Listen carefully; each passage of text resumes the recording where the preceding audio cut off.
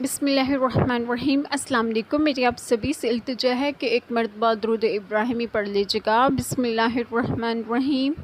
اللہم صلی علی محمد وعلی آل محمد کما صلیت علی ابراہیم وعلی آل ابراہیم انک حمید مجید۔ اللہم بارک علی محمد وعلی آل محمد کما بارکت علی ابراہیم وعلی آل ابراہیم انک حمید مجید۔ بسم اللہ الرحمن الرحیم۔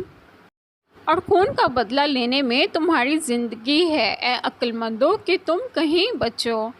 تم پر فرض ہوا کہ جب تم میں کسی کو موت آئے اگر کچھ مال چھوڑے تو وصیت کر جائے اپنے ماں باپ اور قریب کے رشتہ داروں کے لیے موافق دستور۔ یہ واجب ہے پرہیزگاروں پر۔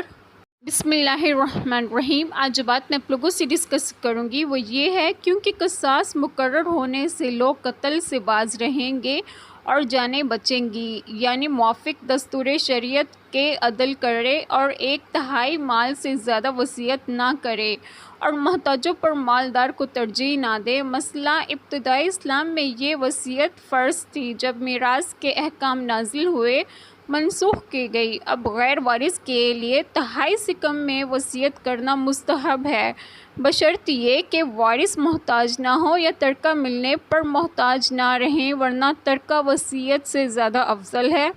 اللہ تعالی ہم سب کے تمام گناہوں کو معاف فرمائے اور ہمیں صراط مستقیم کی راہ پر گامزن کرے، اور آپ سب کو آپ کے گھروں میں خوش و خرم رکھیں اور صحت و تندرستگی بھی دیں۔ آمین۔ جزاک اللہ خیر۔